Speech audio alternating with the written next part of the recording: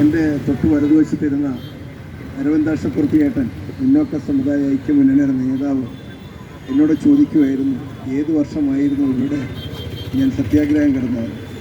2016 5 ദിവസം ഈ മുന്നോക്ക സമുദായങ്ങളുടെ നായർ സമുദായത്തിൻ്റെ കാര്യങ്ങൾ അവരുടെ അവശതയ്ക്ക് പരിഹാരം കാണണമെന്ന് ആവശ്യപ്പെട്ടുകൊണ്ട് 10-15 ഡിമാൻഡ്സ് വെച്ചുകൊണ്ട് ഇവിടെ ഞാനൊരു 5 ദിവസം നിരാഹാര സത്യാഗ്രഹം നടന്നു. അഹമ്മദാബാദിലുള്ള PC പട്ടേൽ വന്നാണ് സമ്മേളനം അവസാനിപ്പിക്കുന്നത് 5-ാം ദിവസം. കഴിഞ്ഞ 15 വർഷമായിട്ട് ഒരേ ധാരയിലുള്ള പ്രവർത്തനങ്ങളുമായിട്ടാണ് നമ്മൾ പോയിക്കൊണ്ടിരിക്കുന്നത്.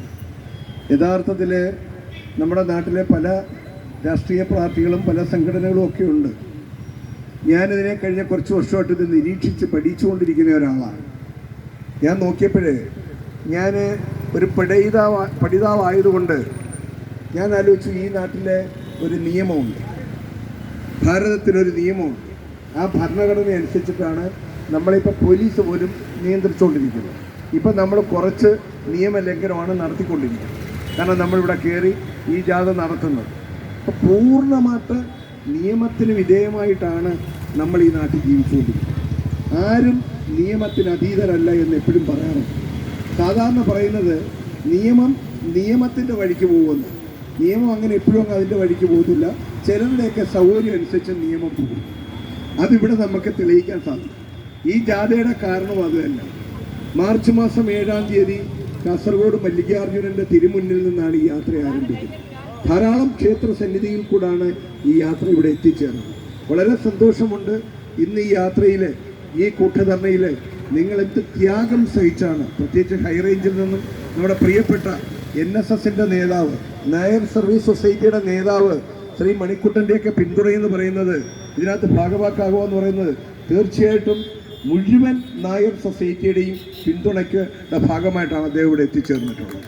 അതുപോലെ തന്നെ ശ്രീ DSJPയുടെ പ്രസിഡന്റ്, കേരളത്തിലെ മുന്നോക്ക സമുദായങ്ങൾക്ക് വേണ്ടി സംസാരിക്കുന്ന ഏക രാഷ്ട്രീയ പാർട്ടിയാണ് DSJP.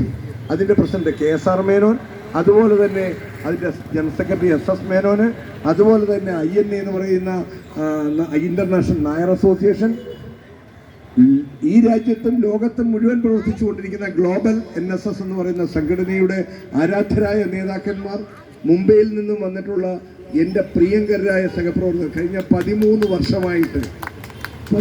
വർഷമായിട്ട് എന്നോടൊപ്പം നിരന്തരം യാത്ര ചെയ്യുന്ന 3 പേരാണ് ഈ ഇരിക്കുന്നത്. 3 പേർ തിരുവനന്തപുരത്ത് 2015 നടന്ന സമ്മേളനത്തിൻ്റെയും മുൻനിരയിൽ വ്യവസായികളായ മുംബൈയിലുള്ള. ഒരിക്കൽ മാത്രമേ ഞാൻ അവരെ കണ്ടിട്ടുള്ളൂ. പിന്നീട് അവരെന്നോടൊന്നും ചോദിച്ചിട്ടില്ല. ഞാൻ ഇതൊക്കെ പറയാൻ കാര്യം, എൻ്റെ ഈ യാത്രയിൽ, 15 വർഷത്തെ യാത്രയിൽ ഞാൻ അന്ന് ഉയർത്തിയ മുദ്രാവാക്യം തുല്യനീതിയാണ്. തുല്യനീതി ഇന്ത്യൻ ഭരണഘടന അനുസരിച്ചിട്ടുള്ളതാണ്. നായർക്കൊന്നും അധികം വേണ്ട, നമ്പൂതിരിക്കൊന്നും അധികം വേണ്ട. പക്ഷെ അവർക്ക് അർഹതപ്പെട്ടത് നിങ്ങൾ പിടിച്ചെടുക്കുന്നതിനോടാണ് ഞങ്ങൾക്ക് വിയോജിപ്പുള്ളത്. ഞങ്ങൾ സംഘടിതരല്ല, ഞങ്ങൾക്ക് നേതാക്കന്മാരില്ല. എല്ലാത്തിനും ഓരോ സംഘടനയുണ്ട്, പക്ഷെ സംഘടിത നേതൃത്വമില്ല. ഞാൻ പഠിച്ച ഒരു കാര്യമാണ്, സംഘടിത നേതൃത്വമില്ല. പക്ഷെ നമ്മുടെ MLA-മാർ, നിങ്ങളൊരു കാര്യം ശ്രദ്ധിക്കണം, നായന്മാർക്ക് MLA-മാരില്ലേ? ഉണ്ട്. നമ്പൂതിരിമാർക്ക് MLA-മാരില്ലേ? ഉണ്ട്. മുന്നോക്കക്കാർക്കെല്ലാം MLA-മാരുണ്ട്. പക്ഷെ അവർ പാർട്ടികളുടെ ചട്ടക്കൂടിനുള്ളിലാണ്. പാർട്ടിക്കാർ പറയുന്നത് എന്താണ്? ന്യൂനപക്ഷവും പിന്നോക്കവും. നിങ്ങൾ ശ്രദ്ധിക്കണം, നമ്മുടെ ഭരണഘടനയ്ക്ക് വിരുദ്ധമാണത്. ന്യൂനപക്ഷത്തിന് എങ്ങനെയാണ് സംരക്ഷണം കൊടുക്കേണ്ടത്?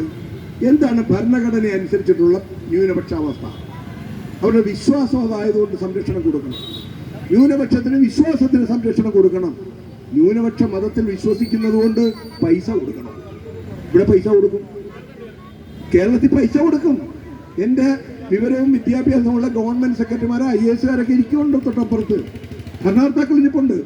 കയറി ചെല്ലുന്ന ഒരു സ്ത്രീയുടെ അടുത്ത് നിവൃത്തിയില്ലാത്ത, അഷ്ടിക്ക് വകയില്ലാത്ത, ഇടിഞ്ഞു പൊളിഞ്ഞ വീടുള്ള സ്ത്രീ കയറി ചെല്ലുമ്പോൾ അവരോട് ചോദിക്കുവാണ്, നിങ്ങളുടെ മതം ഏതാണ്? നിങ്ങൾ ഹിന്ദുവാണ്? നിങ്ങളുടെ ജാതി ഏതാണ്? നായരാണ്? നിങ്ങൾക്ക് തരാൻ നിയമമില്ലെന്ന്. ആരെങ്കിലും ചിന്തിച്ചിട്ടുണ്ടോ അതിനെപ്പറ്റി? ചിന്തിക്കാറില്ല. എല്ലാം അവർ കൊണ്ടുപോവാ. അപ്പോൾ നിങ്ങൾക്കുള്ളത് എങ്ങനെയാ വേറൊരാൾ കൊണ്ടുപോകണേ? ആരുടെ കഴിവുകേടാണ് കൊണ്ടുപോകണേ? പറയൂ. നിങ്ങളുടെ സ്വത്ത് നിങ്ങൾക്ക് അവകാശപ്പെട്ടത് വേറൊരാൾ എടുത്തുകൊണ്ട് പോകുന്നത് നിങ്ങൾ എന്താണ് അങ്ങനെ പറയുന്നത്? ജാതിയും മതവും ഇല്ലെന്ന് പറഞ്ഞിട്ട് മതങ്ങൾക്ക് ആനുകൂല്യം കൊടുക്കുന്നു, മതങ്ങൾക്ക് സംരക്ഷണം കൊടുക്കണം. എങ്ങനെയാണ്? അവർ ന്യൂനപക്ഷ മതമാണെങ്കിൽ അവരെ ആരും ഉപദ്രവിക്കാതെ നോക്കേണ്ടത് സർക്കാരിൻ്റെ ഉത്തരവാദിത്തമാണ്. നോക്കൂ, കേരളത്തിലെ ഞാനൊരു മതത്തിനെതിരെ പറയുന്നതല്ല, ഒരു മുസ്ലിം വിധവ അവർ കയറി ചെല്ലുവാണ് ഒരു ഓഫീസിലേക്ക്. അവരോട് ചോദിക്കണം, നിങ്ങളുടെ മതം ഏതാണ്, നിങ്ങളുടെ മതം ഏതാണെന്നേ ചോദിക്കത്തുള്ളൂ. ഇസ്ലാം. നിങ്ങൾക്ക് ഒരു 2.5 ലക്ഷം രൂപ ഞങ്ങൾ തരും. 2 ലക്ഷമായിരുന്നു UDF ഗവൺമെൻറ് കൊടുക്കുന്നത്. നമ്മുടെ പുതിയ മിനിസ്റ്റർ വന്നപ്പോൾ അദ്ദേഹം പറഞ്ഞു അതൊരു 50,000 രൂപ കൂട്ടി കൊടുക്കണം. എന്തായാലും നായന്മാർക്ക് കൊടുക്കില്ല, നമ്പൂതിരിമാർക്ക് കൊടുക്കത്തില്ല, റോമൻ കാത്തലിക്കിന് കൊടുക്കത്തില്ല. എന്തൊരു വിരോധാഭാസമാണ് എന്നാ ചോദിക്കുന്നത്. നമുക്ക് വേണ്ടി സംസാരിക്കാൻ ഉള്ള MLA മാർ സംസാരിക്കുമോ? ഇപ്പോഴത്തെ മന്ത്രിസഭയിൽ ഞാൻ രാഷ്ട്രീയം പറയുവാണെന്ന് എൻ്റെ സഹപ്രവർത്തകരുടെ അടുത്ത് പറഞ്ഞിട്ടുണ്ടായിരുന്നു, ആരെയും വേദനിപ്പിച്ച് പറയരുത്. പക്ഷെ ചില സത്യങ്ങൾ പറയാതിരിക്കാൻ പറ്റത്തില്ല. CPIയുടെ 3 മന്ത്രിമാരുണ്ട്. എനിക്ക് തോന്നുന്നു 2 or 3 പേര് അതിനകത്ത് നായന്മാരാണ്. ആരാ? നായർ സമുദായത്തിൽപ്പെട്ടവരാണ്. അവരൊരു തീരുമാനം എടുത്തു അടുത്ത കാലത്ത്. നിങ്ങൾക്കറിയാം അവരുടെ തീരുമാനം എന്താണെന്ന്? 10% സംവരണം കൊടുക്കാൻ പാടില്ല. ആർക്കാ? CPIയുടെ തീരുമാനം. കാരണം മാധ്യമ പ്രവർത്തകരുണ്ട്, നിങ്ങൾ ചെക്ക് ചെയ്ത് നോക്കിക്കോളൂ. 10% കേന്ദ്ര ഗവൺമെന്റ് അനുവദിച്ച 10% സംവരണം കൊടുക്കാൻ പാടില്ലെന്ന് ഒരു രാഷ്ട്രീയ പാർട്ടി, ആ രാഷ്ട്രീയ പാർട്ടിയുടെ തലപ്പത്തിരിക്കുന്ന നായന്മാരുണ്ട്, മന്ത്രിമാരാണ്, അവരുൾപ്പെടെയാണ് ചേർന്ന് പറയുന്നത് കൊടുക്കാൻ പാടില്ല. അറിയൂ, എവിടെ ചെന്ന് നീതി കിട്ടും? കോൺഗ്രസിന്റെ നേതാക്കന്മാരുണ്ട്, അതിന് നായന്മാരുണ്ട്, അവർ പറയുന്നു കൊടുക്കണമെന്ന്, പറയുന്നില്ല. അപ്പൊ ഈ സമുദായം അന്യം നിന്ന് ഏകദേശം നമ്മുടെ കാശ്മീരിലെ പണ്ഡിറ്റുകളുടെ അവസ്ഥ വന്നിട്ടുണ്ട്. മുംബൈയിലൊക്കെ പോയതുകൊണ്ടാണ് ഈ കണ്ണാടിയൊക്കെ വെച്ചിരിക്കുന്ന ആളുകളൊക്കെ വലിയ വലിയ മേനോന്മാരായിട്ടൊക്കെ മുംബൈയിലൊക്കെ വിലസുവാണ്. അവിടെ പോയി കഷ്ടപ്പെട്ട് ത്യാഗം സഹിച്ച് ബിസിനസ് ചെയ്ത് അവർ രക്ഷപ്പെട്ടു. അവർ സഹായിക്കാൻ തയ്യാറാണ്. അവരെ പോലുള്ളവർ, അന്താരാഷ്ട്ര സമൂഹം നമ്മളോടൊപ്പം വരാൻ തയ്യാറാണ്. നമ്മൾ എന്ത് ചെയ്യും? ഗവൺമെന്റിൽ ചെന്ന് ചോദിക്കാൻ നമുക്കൊരു സംഘടനയില്ല. എല്ലാവരും ഒരു കാര്യത്തിലാണ്. സാമാന്യ വിദ്യാഭ്യാസമൊന്നും ഇല്ലാത്ത, വലിയ വിവരമൊന്നുമില്ലാത്ത ഒരു മനുഷ്യനെ തിരുത്തുന്ന തിരക്കിലാണ് നമ്മളെല്ലാം. ആരെ? ജി സുകുമാരൻ നായർ. ജി സുകുമാരൻ നായരെ തിരുത്തിയിട്ട് നമുക്ക് എന്ത് സാധിക്കാൻ? ജി സുകുമാരൻ നായരെ ആർക്ക് തിരുത്താൻ സാധിക്കും?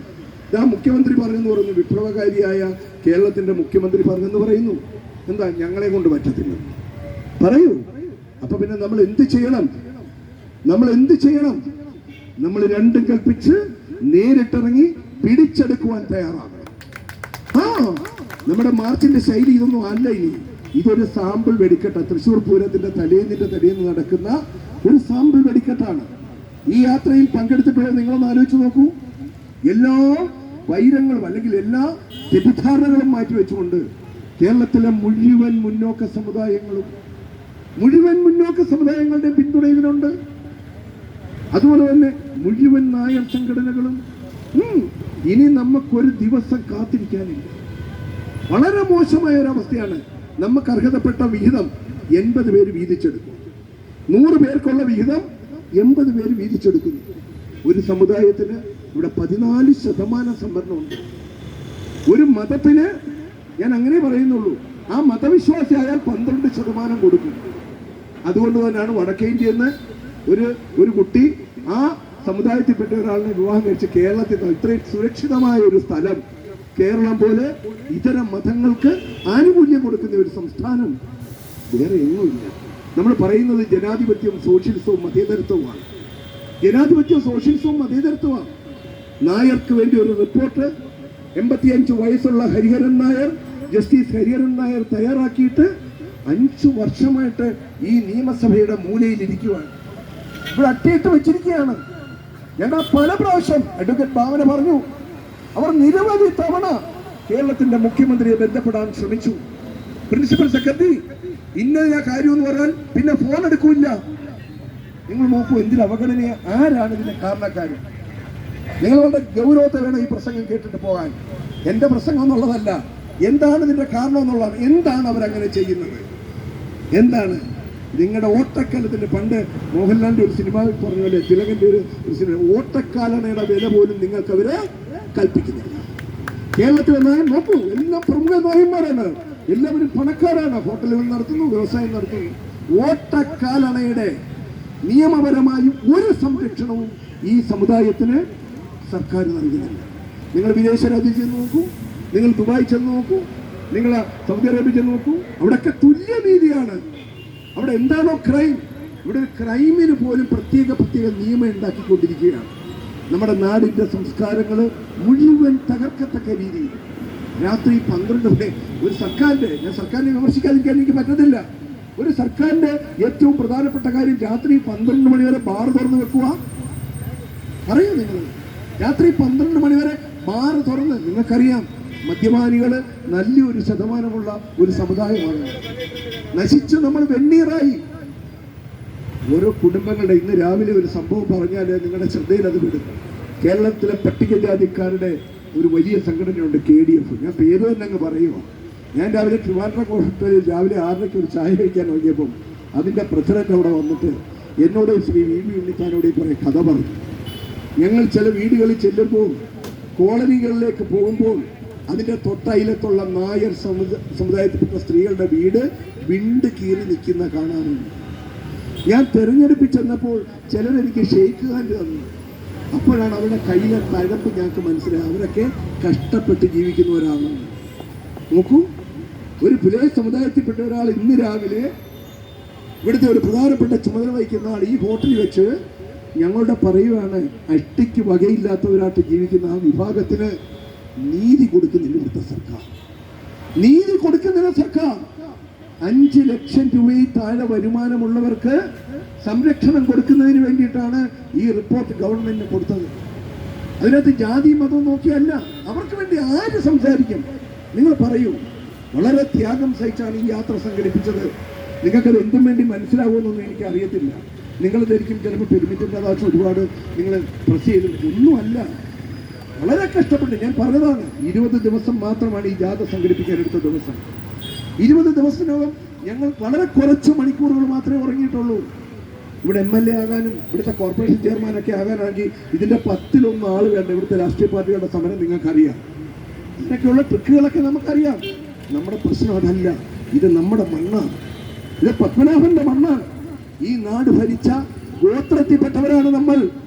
ഇവിടുത്തെ കളക്ടർമാർ, ഇവിടുത്തെ മജിസ്ട്രേറ്റുമാർ, ഇവിടുത്തെ മുഖ്യമന്ത്രിമാർ, ഇവിടുത്തെ മന്ത്രിമാർ, ഇവിടുത്തെ രാഷ്ട്രീയ നേതാക്കൾ, KGയെ പോലെയുള്ള, മന്നത്ത് പത്മനാഭനെ പോലെയുള്ള, P കൃഷ്ണപിള്ളയെ പോലെയുള്ള, അച്യുതമേനോനെ പോലെയുള്ള, ഈ ചന്ദ്രശേഖരനാരെ പോലെയുള്ള സാമൂഹ്യ ദൗത്യം ഏറ്റെടുത്തുകൊണ്ട് സമരം ചെയ്ത് ഇതര സമുദായങ്ങൾക്കും നീതി കൊടുക്കണമെന്ന് പറഞ്ഞ് സമരം ചെയ്ത അവരുടെ പിന്മുറക്കാർ.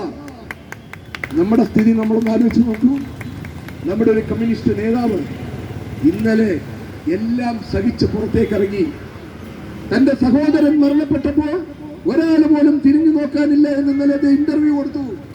ഒരു പാർട്ടിയും സംരക്ഷിച്ചില്ലെന്ന് ഇന്നലെ പറഞ്ഞു G. സുധാകരൻ. എന്താ G. സുധാകരൻ സഖാവ് പുറത്തോട്ട് വരാൻ കാര്യം? എന്താണ് പ്രശ്നം? അദ്ദേഹം വളരെ വ്യക്തമായിട്ട് ഞങ്ങളുടെ ഇന്റർവ്യൂവിൽ പറഞ്ഞിട്ടുണ്ട്.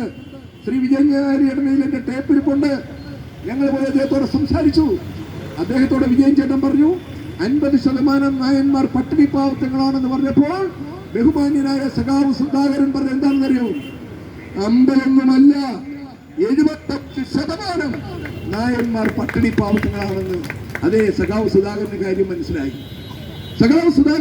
മനസ്സിലായി. എന്താണ് ആലപ്പുഴയിലെ കമ്മ്യൂണിസ്റ്റ് പാർട്ടിയുടെ അവസ്ഥ? ഞാൻ കമ്മ്യൂണിസ്റ്റ് പാർട്ടിക്ക് എതിരായിട്ടൊന്നും പറയുകയല്ല. അതൊക്കെ മാറി. ആ കമ്മ്യൂണിസവും ആ സോഷ്യലിസവും ഒന്നും അല്ലിന്ന്. ഏത് മതം, ഏത് ജാതി, ഏത് മതം, ഏത് ജാതി, ഏത് ജാതിക്കാർ വരുന്നു, ഏത് മതക്കാർ സംഘടിതരായിട്ട് വരുന്നു, അവർക്ക് മുഴുവൻ കൊടുക്കാൻ ആർക്കുള്ളതാ കൊടുക്കുന്നേ? നമുക്കുള്ളതെടുത്ത് അവർക്ക് കൊടുക്കും. നമ്മുടെ അവകാശം 5 ലക്ഷം രൂപയിൽ താഴെ വരുമാനമുള്ള നമ്മുടെ ആളുകൾ കൊടുക്കേണ്ട അവകാശം എടുത്ത് ഈ തെരഞ്ഞെടുപ്പിന് തൊട്ട് മുമ്പ് നമ്മുടെ സഹോദര സമുദായമായ ക്രിസ്ത്യൻ വിഭാഗം ഒരു സമരം ചെയ്യുന്നു. ഒരു അച്ഛൻ വിളിച്ചൊരു വിരട്ടി കേരളത്തിന്റെ മുഖ്യമന്ത്രിയെ അടുത്ത തെരഞ്ഞെടുപ്പിൽ കാണിച്ചു തരാമെന്ന് പറഞ്ഞു. കാണിക്കരുത്. എന്താ വേണ്ടേ? JB കോശി കമ്മീഷൻ റിപ്പോർട്ട് നടപ്പിലാക്കണം. നാളെ നടപ്പാക്കിയേക്കാം. നടപ്പാക്കി കഴിഞ്ഞ ആഴ്ച 2023 കൊടുത്ത JB കോശി കമ്മീഷൻ റിപ്പോർട്ട് ബഹുമാനപ്പെട്ട മതമില്ലാത്ത, ജാതിയില്ലാത്ത, വർഗമില്ലാത്ത, വർണ്ണമില്ലാത്ത ആ മുഖ്യമന്ത്രി നടപ്പിലാക്കി. എവിടെയാണ് കമ്മ്യൂണിസം? കമ്മ്യൂണിസമാണോ നടക്കുന്നത്? കമ്മ്യൂണലിസമാണോ? കമ്മ്യൂൺ എന്ന് പറഞ്ഞാൽ എന്താണ്? അത് സാമുദായിക അടിസ്ഥാനത്തിൽ പോവുകയാണ്. ഭരണഘടനയിൽ വളരെ വ്യക്തമായിട്ട് പറയുന്നു, ജാതിയോ മതമോ പരിഗണിച്ചിരിക്കാൻ പാടില്ല. ആർട്ടിക്കിൾ 14-ലും 15-ലും 16-ലും തുല്യതയെ പറ്റി മാത്രം പറയുന്നു. ഗവൺമെന്റ് തുല്യതയ്ക്കെതിരായിട്ട് നിയമനിർമ്മാണങ്ങൾ നടത്തുന്നു. വേറൊന്നുകൂടെ, കേസ് IAS പകരമായിട്ട് കേരള ഗവൺമെന്റ് സർവീസ് പറഞ്ഞ കേരള അഡ്മിനിസ്ട്രേറ്റീവ് സർവീസ്. അതിനകത്ത് സംവരണം കൊടുക്കുന്നത് എങ്ങനെയാണെന്ന് അറിയാമോ? ഇരട്ട സംവരണം. ആദ്യം സംവരണം കയറി വരുന്ന ഉദ്യോഗാർത്ഥികൾ വീണ്ടും അവർക്ക് സംവരണം കൊടുക്കുന്നു. മതമില്ലാത്ത ഗവൺമെന്റ്, ജാതിയില്ലാത്ത ഗവൺമെന്റ്, മിണ്ടാൻ പറ്റത്തില്ല. നായർ, നമ്പൂതിരി, മുന്നോക്ക വിഭാഗങ്ങൾക്ക് ഒരു ഡിപ്പാർട്ട്മെന്റിലും മിണ്ടാൻ പറ്റത്തില്ല. നമ്മുടെ കുട്ടികൾ അനുഭവിക്കുന്ന പീഡനം, അവർ ഗ്രാമത്തില്ലേ നമ്മുടെ കുഞ്ഞുങ്ങള് വളരെ കഷ്ടപ്പെട്ട് ത്യാഗം സഹിച്ച് 2ാം റാങ്ക് കിട്ടിയ. അടുത്ത കാലത്ത് ഞങ്ങൾക്കറിയാം, ഞങ്ങളുടെ ഒരു ഡയറക്ടറുടെ കൊച്ചുമോൾ, അവർക്ക് PSC പരീക്ഷയിൽ 2ാം റാങ്ക് കിട്ടിയ ആയുർവേദ ഡോക്ടറേറ്റ്, അവൾക്ക് കിട്ടിയില്ല. 24ാമത്തെ റാങ്കുള്ള നമ്മുടെ ബഹുമാന്യനായ മുഖ്യമന്ത്രിയുടെ സമുദായത്തിൽപ്പെട്ട ആൾക്ക് കിട്ടി. അത് കഴിഞ്ഞ് അടുത്തത് കൊടുത്തു. ആർക്ക്? ബഹുമാന്യനായ പൊതുമരാമത്ത് വകുപ്പ് മന്ത്രി റിയാസിന്റെ മകൾ കുടുംബത്തിൽപ്പെട്ട ആൾക്ക് കിട്ടി. വേണ്ട, ഞാൻ പേര് പറയരുതെന്നൊക്കെ ഞാൻ ഉണ്ണിത്താനെ നോക്കിക്കൊണ്ടിരിക്കും. എങ്ങനെ ഞാൻ പറയാതിരിക്കും? ഇതാ ഇവിടെ ഒരു നിയമസഭാ സ്പീക്കർ ഇരിപ്പുണ്ട്, ബഹുമാനപ്പെട്ട ഷംസീർ എന്താണ് ചെയ്തത്? എൻ്റെ ബഹുമാനപ്പെട്ട ഷംസീർ എന്താണ് ചെയ്തത്? കണ്ണൂർ യൂണിവേഴ്സിറ്റിയിൽ പെഡഗോഗി എന്ന് പറയുന്ന കണ്ണൂർ യൂണിവേഴ്സിറ്റിയിലെ ഡിപ്പാർട്ട്മെന്റിൽ ഒരു പോസ്റ്റ് വന്നപ്പോൾ നായർ സമുദായത്തിൽപ്പെട്ട ജയശ്രീ എന്ന് പറയുന്ന യുവതി പരീക്ഷ എഴുതി.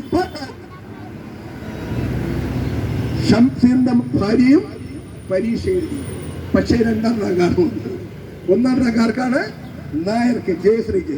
ജയശ്രീയുടെ ഭർത്താവ് അവിടുത്തെ കണ്ണൂരിലെ മാർക്സിസ്റ്റ് പാർട്ടിയുടെ നേതാവാണ്. അവിടുത്തെ കോപ്പറേറ്റീവ് സൊസൈറ്റി ജോലി ചെയ്യുകയാണ് അവിടെ ഭർത്താവ്. പക്ഷേ ഷംസീർ വിട്ടില്ല. ഷംസീർ പറഞ്ഞ അതൊക്കെ വേറെ, അതിന് നമുക്ക് വേറൊരു സംവിധാനമുണ്ട്, നമുക്കതങ്ങ് OEC ആക്കിയേക്കാം, അതർ എലിജിബിൾ കമ്മ്യൂണിറ്റി. 1ാം റാങ്കുകാരെ വെട്ടിക്കളഞ്ഞിട്ട് ഷംസീറിന്റെ ഭാര്യയ്ക്ക് ജോലി കൊടുത്തു. തർക്കമുണ്ട്. ബഹുമാനപ്പെട്ട മുഖ്യമന്ത്രി, നിങ്ങൾക്ക് തർക്കമുണ്ടോ? ബഹുമാനപ്പെട്ട ഷംസീറെ, നിങ്ങൾക്ക് തർക്കമുണ്ടോ? ഇല്ല. കേരള ഹൈക്കോടതി ഞങ്ങൾ ബന്ധപ്പെട്ടു. ഏഷ്യാനെറ്റ് എന്ന് പറഞ്ഞു, നിങ്ങൾ കോടതി പോകാൻ പറഞ്ഞു, ഞങ്ങൾ വേണമെങ്കിൽ പിന്തുണയ്ക്കാം. അവർ കോടതിയിൽ പോയി. കേരള ഹൈക്കോടതി ആ നിയമനം റദ്ദ് ചെയ്തിട്ട് അവർക്ക് കൊടുത്തു. അപ്പൊ നിയമം ഏതായിരുന്നു? ആര് ചോദിച്ചു? ആര് പറഞ്ഞു? രാവിലെ തൊട്ട് വൈകിട്ട് വരെ നമ്മളെ സോഷ്യലിസവും കമ്മ്യൂണിസവും പഠിപ്പിക്കുക. എന്റെ പ്രിയപ്പെട്ട സഖാക്കളെ, എന്റെ പ്രിയപ്പെട്ട രാഷ്ട്രീയ പ്രവർത്തകരെ, നിങ്ങളോടൊന്നും ഞങ്ങൾക്ക് ഒരു വിരോധവും ഇല്ല. പക്ഷെ നിങ്ങൾ നീതിപൂർവ്വം പെരുമാറണം. നിങ്ങൾ നീതി നിഷേധിക്കാൻ പാടില്ല. ഞങ്ങളുടെ സമുദായത്തിൽ പറന്നുപോയി എന്നുള്ളതിന്റെ പേരിൽ നിങ്ങൾ നീതി നിഷേധിക്കാൻ പാടില്ല. ഇതൊരു സൂചന സമരം മാത്രമാണ്. കേരളത്തിലെ 50 ലക്ഷത്തോളം വരുന്ന നായർ സമുദായാംഗങ്ങള്, കേരളത്തിന് വെളിയിൽ സംസ്ഥാനങ്ങളിലുള്ള അന്താരാഷ്ട്ര മേഖലയിലുള്ള മുഴുവൻ നായർ സമുദായവും എനിക്ക് വിശ്വാസമുണ്ട്. അവർ കുറച്ച ലീഡർഷിപ്പ് ഇല്ലായിരുന്നു. ഇപ്പോൾ ഒരു പടയുണ്ട്. ഞാനല്ല നയിക്കാൻ പോകുന്നത്, മണിക്കുട്ടനെ കുറച്ച് ദിവസമായിട്ട് ഞാൻ വിളിച്ചുകൊണ്ടിരിക്കുകയാണ്. ധീര ദേശാഭിമാനികൾ, പടപൊരുതാൻ തൻ്റെ ഇടമുള്ളവർ ഈ രംഗത്തേക്ക് വന്നുകൊണ്ടിരിക്കുകയാണ്. VV ഉണ്ണിത്താൻ, നിങ്ങൾക്കറിയാം, പത്രപ്രവർത്തന രംഗത്തെ ഒരു രാജാവായിരുന്നു ഒരു കാലത്ത്. അദ്ദേഹം ഈ പ്രസ്ഥാനത്തിന്റെ മുന്നിലുണ്ട്. അങ്ങനെ വലിയ പട ഇന്നലെ ഫ്ലൈറ്റിൽ കയറി ഇവിടെ ഇരുന്ന് വെയിൽ കൊള്ളേണ്ട ഒരു കാര്യം അവർക്കില്ല. ഇങ്ങനെയുള്ളൊരു അന്താരാഷ്ട്ര സമൂഹം നമ്മളോടൊപ്പം ഉണ്ട്. നമ്മൾ ഒരു കാര്യം ചെയ്യണം, നമ്മുടെ മനസ്സ് നമ്മളെ മന്ത്രം ചൊല്ലുന്നത് പോലെ ആയിരിക്കണം. നമ്മുടെ ഏകോദര സഹോദരങ്ങളെ പോലെ എന്ത് വിട്ടുവീഴ്ചകൾക്കും നമ്മൾ തയ്യാറായിരിക്കണം. നമ്മൾ തമ്മില് ഒരു ചെറിയ സ്പാർക്ക് പോലും ഉണ്ടാകാൻ പാടില്ല. കോംപ്രമൈസിന് നമ്മൾ തയ്യാറാകണം. നമ്മുടെ ഗുരുനാഥൻ, എനിക്കുറപ്പുണ്ട്, എന്നെ നയിക്കുന്നത് സാക്ഷാത് ഈ സെക്രട്ടേറിയറ്റിന് വണ്ണിൽ വന്ന, ഈ സെക്രട്ടേറിയറ്റ് കെട്ടിപ്പടുത്ത, ഈ ലോകത്തെ ഏറ്റവും വലിയ ആത്മീയ തേജസ്സായ, വിളിച്ചാൽ വിളി കേൾക്കുന്ന, എന്നോടൊപ്പം എപ്പോഴും യാത്ര ചെയ്യുന്ന എൻ്റെ പ്രിയപ്പെട്ട, എൻ്റെ ബഹുമാനം, എൻ്റെ എല്ലാമായ എൻ്റെ ചട്ടമ്പി സ്വാമികളാണ് എന്നെ നയിച്ചുകൊണ്ടിരിക്കുന്നത്. സത്യവും ധർമ്മവും നീതിയും ഇല്ലാത്ത ഒരു കാര്യവും ഞാൻ ഇന്നുവരെ ചെയ്തിട്ടില്ല. പക്ഷേ ഭഗവാൻ കൃഷ്ണന്റെ ചില അപവാദമൊക്കെ നമ്മളെ ഇങ്ങനെ പേറിപ്പോവും. ഭഗവാൻ ധർമ്മയുദ്ധത്തിൽ ഇങ്ങനെ പലതും കേട്ടിട്ടുണ്ട്. എന്താണ് സത്രാജിത്തിന്റെ മരതകമണി, സമന്തകമണി മോട്ടിച്ച് നോക്കി ഇങ്ങനെ കേട്ടിട്ടുണ്ട്. ഇടയ്ക്കൊക്കെ ചില മോഷണ കേസുകളൊക്കെ ഇങ്ങനെ വരും. അതൊന്നും നമ്മുടെ ധർമ്മത്തെ ബാധിക്കത്തില്ല. ഇത് ധർമ്മ യുദ്ധമാണ്. ഈ ഇരിക്കുന്ന മുഴുവൻ പാണ്ഡവപ്പടയാണ്. കൗരവപ്പട വളരെ വലുതാണ്. ആ കൗരവപ്പടയെ 100% പരാജയപ്പെടുത്താൻ നമ്മുടെ ഇച്ഛാശക്തിക്ക് സാധിക്കും. കാരണം എനിക്ക് നല്ലതുപോലെ അറിയാം, എനിക്ക് ഇരിക്കുന്ന 1500 പേരുണ്ടെങ്കിൽ 1500 പേരെയും പേരെടുത്ത് വിളിക്കാൻ സാധിക്കുന്ന ബന്ധമുണ്ട്. ഞാൻ ഓരോരുത്തരുടെയും മനസ്സെനിക്കറിയാം. എൻ്റെ കൂടെ 15 വർഷമായിട്ട് ഈ പ്രവർത്തനത്തിന് ലക്ഷക്കണക്കിന് രൂപ ചുമ്മാ നടക്കൂ. നിങ്ങളുടെ വരുന്നതിനത്രവും 15 വർഷമായിട്ട് ലക്ഷക്കണക്കിന് രൂപ, കോടിക്കണക്കിന് രൂപ ചെലവാക്കി ആരാധ്യനായ എൻ്റെ പ്രസിഡന്റ് ഡോക്ടർ വാസുദേവൻ, അമൃതയുടെ ഫൗണ്ടർ പ്രിൻസിപ്പൽ, എന്നോട് പറഞ്ഞു എനിക്കിവിടെ എത്താൻ പറ്റുന്നില്ല, മനസ്സിൻ്റെ കൂടെ ഉണ്ട്, മനസ്സുണ്ട്. ഇങ്ങനെ ലോകാരാധ്യനായ ഡോക്ടർ വാസുദേവൻ, അതുപോലെയുള്ള ആളുകൾ നയിക്കുന്ന ഒരു പ്രസ്ഥാനമാണിത്. തീർച്ചയായിട്ടും വീണ്ടും ഞാൻ പറയുന്നു, ഇത് നമ്മളുടെ അന്തിമ സമരമാണ്. ഗവൺമെന്റിൽ നിന്ന് നമുക്ക് തുല്യനീതി കിട്ടിയേ പറ്റത്തുള്ളൂ. എൻ്റെ ബഹുമാന്യർ എനിക്കൊരു ഉറപ്പ് തരണം. ഞാൻ ഒരിക്കലും തെരഞ്ഞെടുപ്പ് രാഷ്ട്രീയത്തിനോ കോർപ്പറേഷൻ മത്സരത്തിനോ ഒന്നും വരുന്ന ഒരാളാണ്. നമ്മുടെ സമുദായത്തിന് നീതി കിട്ടാൻ വേണ്ടി ഞാൻ ചിലപ്പം നിങ്ങൾക്ക് വേണ്ടി ഒരു പ്രസ്താവന കൊടുക്കാൻ തയ്യാറാണ്. നിങ്ങൾ സുകുമാരൻ നായർ കൊടുത്ത പ്രസ്താവന പോലെ എന്നെ കളിയാക്കരുത്. കാരണം സുകുമാരൻ നായർ പിന്തുണ കൊടുത്താൽ അവൻ തോറ്റിരിക്കും, എന്തെയും തോറ്റിരിക്കും. നമുക്ക് അടുത്ത തെരഞ്ഞെടുപ്പില് നമുക്ക് സംഘടിത വോട്ടുണ്ടെന്ന് കാണിക്കേണ്ടത്. ഏതാണ്? അതായത് മണ്ഡലങ്ങളിലേക്ക് നമുക്ക് ചില തീരുമാനങ്ങൾ എടുക്കേണ്ടി വരും. നമ്മുടെ ഇച്ഛാശക്തി, നമ്മളെ മുന്നോട്ട് നയിക്കാൻ പറ്റിയ ഗവൺമെന്റിനെ നമുക്ക് ഈ നാട്ടിലെ അധികാരത്തിൽ കൊണ്ടുവരണം. നമ്മളെ എതിർക്കുന്ന, നമ്മളെ പരിഗണിക്കാത്ത, അത് എക്സ് ഓർ വൈ ഗവൺമെന്റ്, നമുക്കങ്ങനെ രാഷ്ട്രീയമില്ല. ഞങ്ങളെ പരിഗണിക്കുന്ന, ഞങ്ങളുടെ അവകാശങ്ങളെ ചവിട്ടി മതിക്കാത്ത ഗവൺമെന്റിനെ ഈ സെക്രട്ടേറിയറ്റിൽ അധികാരത്തിൽ കൊണ്ടുവരണം. നായർ ഐക്യവേദിയുടെ പ്രവർത്തകനാണെന്ന് പറഞ്ഞാൽ, നായരാണെന്ന് പറഞ്ഞാൽ, നമ്പൂതിരിയാണെന്ന് പറഞ്ഞാൽ മുഖം ചുളിക്കുന്ന ഒരു ഭരണാധികാരി ഈ നാട്ടിലുണ്ടാകാൻ പാടില്ല. അതിന് നിങ്ങൾ ചുമ്മാ 2 നേരെ കൊട്ടുന്നുള്ളല്ലോ. ബാക്കി ഞങ്ങൾ CPIക്ക് പോകണം, CPM-ന് പോകണം, കോൺഗ്രസിന് പോകണം. എന്തിനാണോ ഒന്ന് കൊട്ടടേ, ഒന്ന് മുദ്രാവാക്യം. ഞാൻ ഉറപ്പ് പറയട്ടെ, ഇവരെ പരാജയപ്പെടുത്തുന്നു. അങ്ങനെയല്ലേ വേണ്ടത്? ജയ് ജയ് നായർ. തീർച്ചയായിട്ടും നായർ ഐക്യവേദി, മുന്നോക്ക സമുദായ സംഘടനകളും ഒരു സംഭവമായി മാറാൻ പോവുകയാണ്. ഞാൻ പറഞ്ഞല്ലോ, ഓരോ നാട്ടിലും പോയി നിങ്ങൾ ഈ വന്നിട്ടുള്ള ഓരോരുത്തരും 10 പേരെ വീതം നിങ്ങളുടെ ഈ മെസ്സേജ് നിങ്ങൾ കൊടുക്കണം. ഈ വന്നവർ 10 പേർക്ക് വീതം മെസ്സേജ് കൊടുത്താൽ അത്ഭുതകരമായ മാറ്റങ്ങൾ ഉണ്ടാകും. അതിനുവേണ്ടി നിങ്ങൾ ശ്രമിക്കണം. ഞാനിവിടെ നിങ്ങളെ കഷ്ടപ്പെടുത്തി വിളിച്ചു കൊണ്ടുവന്നത്, ഞങ്ങൾ 7 ദിവസമായിട്ട് നടത്തിയ യാത്ര, ഏകദേശം 20 ദിവസം കൊണ്ട് പ്ലാൻ ചെയ്ത് 7 ദിവസമായിട്ട് ഇവിടെ യാത്ര നടത്തി. ഈ തിരുവനന്തപുരത്തുള്ള ധാരാളം നായർ സമുദായങ്ങൾ ഇതിനകത്ത് പങ്കെടുത്തിട്ടുണ്ട്, നമുക്കറിയാം. പക്ഷേ തിരുവനന്തപുരത്തെ നായർ സമുദായം കാര്യമായിട്ടൊന്ന് ചിന്തിച്ചാൽ ഇവിടുത്തെ സകല ഗ്രാഫും മാറും. അതിന് നിങ്ങൾ തയ്യാറാകണം.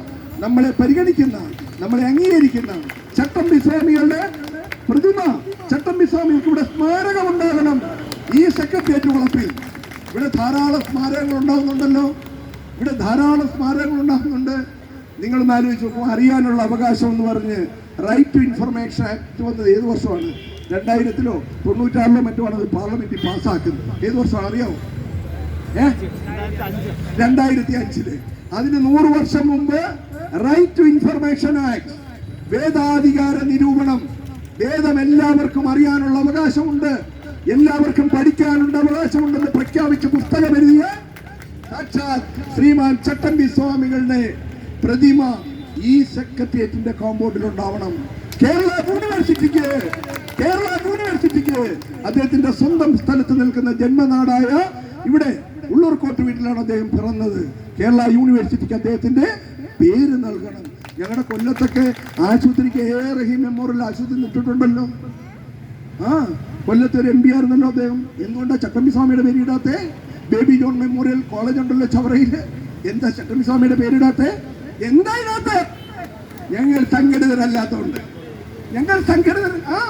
ചവറ ബേബി ജോൺ മരിച്ചപ്പം ബേബി ജോണിന്റെ പേര് കോളേജ്, അതിനപ്പുറത്ത് റഹീം ജില്ലാ ആശുപത്രിയുടെ പേര്. ഞങ്ങൾക്ക് വിരോധമൊന്നുമില്ല. എന്താ നിങ്ങൾ ഞങ്ങളെ അവഗണിക്കുന്നേ? ഇനി അവഗണിക്കാൻ സാധിക്കത്തില്ല. ഞാൻ നിങ്ങളെ വിശ്വസിച്ചിട്ടാണ് ഇതൊക്കെ പറയുന്നത്. നായന്മാരാണ് നിങ്ങൾ, നല്ല നായന്മാരായതുകൊണ്ട് എനിക്ക് ഉറപ്പുണ്ട് കൂടെ കാണുമെന്ന്. നമ്മളെ സുകുമാരൻ നായരെയാണ് ഇപ്പോൾ നായന്മാരായിട്ട് ചിലർ ബ്രാൻഡ് ചെയ്തേക്കുന്നത്. അതൊരിക്കലും നമ്മുടെ ഒരു അവാന്തര വിഭാഗം മാത്രമാണ്. ഒരിക്കലും അത് നമ്മുടെ വേലുത്തമ്പി തളവേടയോ അല്ലെങ്കിൽ മന്നത്ത് പത്മനാഭന്റെയോ ശേഖരത്തിൽ വരുന്നതല്ലെന്നുള്ള കാര്യം നിങ്ങൾക്ക് നല്ലതുപോലെ അറിയാം. ഒരു ഹൈന്ദവ സന്യാസിയെയും ഒരു ഹൈന്ദവ ലീഡറെയും ഒരു ഇന്ത്യൻ പ്രധാനമന്ത്രിയെയും ഒരു ഇന്ത്യൻ പ്രസിഡന്റിനെയും പ്രവേശനമില്ലെന്ന് പറയുന്ന ഇത്രയും ധിക്കാരിയായ മ്ലേച്ഛനായ ഒരു സമൂഹത്തിന് അപമാനമാവുക. എന്താ ഞാനങ്ങനെ പറഞ്ഞതെന്ന് നിങ്ങൾ പറഞ്ഞു. ഇന്ത്യയുടെ വൈസ് പ്രസിഡന്റ് വന്നാൽ നിങ്ങൾ മെനഞ്ഞ ഭീമരസഭയുടെ യോഗം ഇന്നലെ ഉദ്ഘാടനം ചെയ്ത ആരാണ്? ഇന്ത്യയുടെ പ്രധാനമന്ത്രി. നമ്മൾ ഇന്നുവരെ കയറിയിട്ടുള്ളൂ ചങ്ങനാശ്ശേരിയിൽ. അതേസമയം നമ്മുടെ ആരാധ്യനായിരുന്ന നമ്മുടെ ഡെപ്യൂട്ടി സ്പീക്കർ PJ കുര്യൻ സാറിന് എന്ത് പിന്തുണ വേണമെങ്കിലും ആര് കൊടുക്കും?